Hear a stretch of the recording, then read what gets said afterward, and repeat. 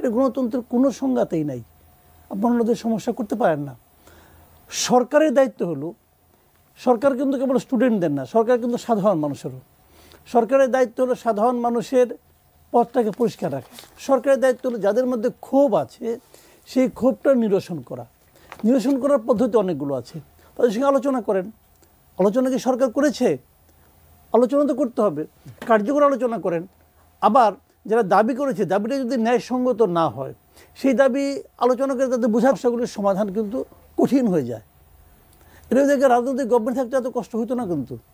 কিন্তু অরাজনৈতিক গভর্নমেন্ট তো ধরেন ওই স্টুডেন্টদের মধ্যে বিভিন্ন মানে আপনার রাজনৈতিক দলের লোকজন আছে, কিন্তু ওই এলাকায় বিভিন্ন দলের রাজনৈতিক লোক আছে, তাদের কিন্তু এই আন্দোলনের কোনো ভূমিকা নাই, তারা কিন্তু চুপচাপ বসে রয়েছে সবাই। এবং সরকারও চাইতে পারতো। এটা তো একটা ইস্যুটা এটা ন্যায় ভিত্তিক ইস্যু না অন্যায়ের ইস্যু সে আলোচনা পরে করেন আপনি। এটার ইস্যু তো রাস্তাঘাট বন্ধ করে রাখছে, এটার ইস্যু না। দাবি তো অনেকগুলো আছে। আরও ওই যে কয়েকদিন আগে দেখলাম ওইদিকে রাস্তা, একদিন দেখলাম যে এদিকেও মহাখালীর দিকেও বন্ধ, আবার ওই দিকেও বন্ধ, শ্যামলীর দিকেও বন্ধ। তো আপনার সমাধানটা কীভাবে করলেন? সরকার কি করছে বলেন তো? এই দুইটা ঘটনা সরকারের কি ভূমিকা ছিল? সরকার কি দুই জায়গায় গেছে? আহ্বানটা কার কাছে করছে? আহ্বানটা কিভাবে করছে? এই আহ্বান জানানোর জন্য তারা কি তাদের সচিবালয় থেকে বেরিয়ে আসছে? সচিবালয় থেকেই আহ্বান জানিয়েছে। তাহলে ওই আহ্বানে কি মূল্য আছে? আসছিলেন 2 দিন আগে, আপনি আসলেন রাজপথে, অথবা আসলেন ঘরে অবসর নিয়ে বসে নাতিদের সঙ্গে বসে খেলাধুলা করতেছিলেন। এখন আপনি সচিবালয় থেকে আর বাড়িতে পারেন না, কি কারণে? এটা তো কোনো কথা হলো না। আপনি যেখানে গেছেন যাইনি, বসে আপনি হয়ে গেছেন, অফিসার হয়ে গেছেন। ভাই এইগুলি ঠিক না। তাদের উচিত ছিল এদের সাথে বসতেছে না, হ্যান্ডেল করে না। মাঝখানে দেখলাম একদিন প্রধান উপদেষ্টা বলতেছে যে আপনারা রাস্তা বন্ধ করবেন না, আমাদেরকে কাজ করতে দেন। হ্যাঁ, আপনাদের যেটা আছে আমাদের লিখিতভাবে জানান। ওকে, লিখিতভাবে আমি জানাবো কোথায়? কিচ্ছু না। কেন দেখেন, এটা ডিসিশন নেওয়ার ব্যাপার, এটা তো খুব জটিল কোনো ব্যাপার না। আপনারা বলতে পারতেন, আপনারা রাস্তায় নামার আগে আপনাদের সমস্যাগুলো যৌক্তিকতা উল্লেখ করে আপনারা আমাদেরকে মেইল করেন। ওনারা মেইল অ্যাড্রেস দিয়ে দিতে পারতো, একটা মেইল অ্যাড্রেস দিতে পারতো। সেই মেইলটা দিলে পরে 2 দিন 3 দিনের মধ্যে ওইটাকে জাজ করে তার লোকজন দেখে এটা কি, এটা কতটুকু কী করা যাবে তাদেরকে ইনফর্ম করতে পারতো মেলে। এই মেলের মাধ্যমে জমা দিতে পারতো যে এটা আমাদের পক্ষে সমাধান করা সম্ভব, আমরা অতদিনের মধ্যে করতে পারবো। অথবা সম্ভব না, কাজে আপনি এটা আন্দোলন করেন না, করলে কিন্তু আমরা ব্যবস্থা নেব। যাই বলেন আপনি বলতে পারতেন তো। আপনি কি বলতেছেন? কোনো রকম মেল অ্যাড্রেস দিচ্ছেন আপনি? আপনার একটা প্রেস উইং আছে, প্রেস উইংয়ের কাজটা কি? বিভিন্ন জায়গায় যে ময়লা ফেলানো, এটা আপনার কাজ? আর রাজনৈতিক বক্তৃতা দেওয়া? প্রেস সেক্রেটারি বলে এই গভর্নমেন্ট নাকি অরাজনৈতিক সরকার না, এটা বলে এখতিয়ার অরিজিন থেকে, ও তো চাকরি করে, সে তো একজন এমপ্লয়ি, আমার টাকা সে বেতন পায় রে ভাই। তার এই কথা বলে এখতিয়ার তার কে দিচ্ছে? একটা এই ব্যক্তিকে সে এখতিয়ার রাখে? রাজনৈতিক সরকার কি অরাজনৈতিক সরকার এটা বলবে কে? এটা বলবে ক্যাবিনেট, এটা বলবে প্রধান উপদেষ্টা। কোন উপদেষ্টার মুখে পর্যন্ত শুনছেন সেটা বলছে এটাকে রাজনৈতিক? তিনি তো প্রধান উপদেষ্টার মুখপাত্র। সে প্রধান, তাহলে আমি ধরে নেব এটা প্রধান উপদেষ্টার মানে বক্তব্য। যদি এটা প্রধান উপদেষ্টার বক্তব্য হয়, তাহলে এই গভর্নমেন্ট নির্বাচন কেমন করে পরিচালনা করবে? এই নির্বাচনকে কোনো পলিটিক্যাল গভর্নমেন্ট পরিচালনা করার এখতিয়ার আছে? আমরা তো মনে করি নাই। আমরা এতদিন ধরে আন্দোলন করছি নির্বাচন হবে একটা নির্দলীয় সরকারের অধীনে, যে যারা কোনো দল করে না। তো প্রধান উপদেষ্টা যদি নিজেই বলে আমরা একটা রাজনৈতিক সরকার, তাহলে সে নির্দলীয় কী করে হলো? বলেন কি করে হলো ভাই? সিম্পল কোশ্চেন তো, জবাব দেন। ওনারা মনে করেন যে উনি এপিতে চাকরি করছেন, জ্ঞান টেন আছে, আর বাদ বাকি সবাই বোধহয় চানাচুর খায় না? যেসব মানুষ চানাচুর খায়, এই যে মানুষ ভাত খায়, পান্তা ভাত খায়। জি, আবার আসবো আপনার কাছে। আবু আলম মোহাম্মদ শহীদ খান, আপনার কাছে জিজ্ঞেস করবো, শিক্ষার্থীদের আন্দোলন যদি দেখি, এর আগে আমরা কয়েকটি আন্দোলন দেখলাম। ইবতদায়ী শিক্ষার্থীদের শিক্ষকদের আন্দোলন ছিল, সেখানে কিন্তু আমরা দেখেছি পুলিশ ব্যবস্থা নিয়েছে যখন তারা সচিবালয়ের দিকে যাচ্ছিল, ব্যবস্থা নিয়েছে।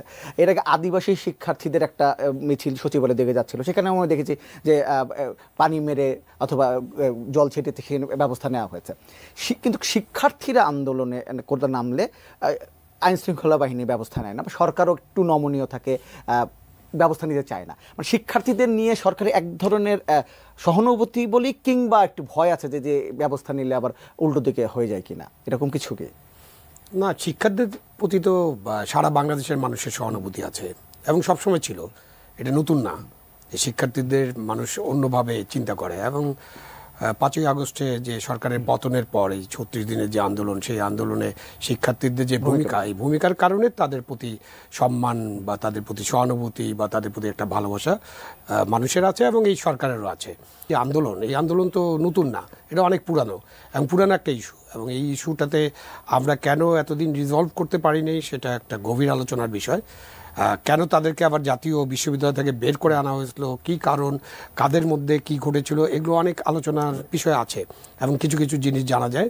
সুতরাং এটা একটা ভুল পদক্ষেপ ছিল হয়তো, বা এই এখন যেটা আমরা করতে যাব আরেকটি বিশ্ববিদ্যালয় বানানো, সেই পদক্ষেপটা কত ভালো হবে, বা এই প্রত্যেকটাকে একটা করে বিশ্ববিদ্যালয় ঘোষণা করে দেওয়া কতটা ভালো হবে, এসব কিন্তু বড় ইস্যু।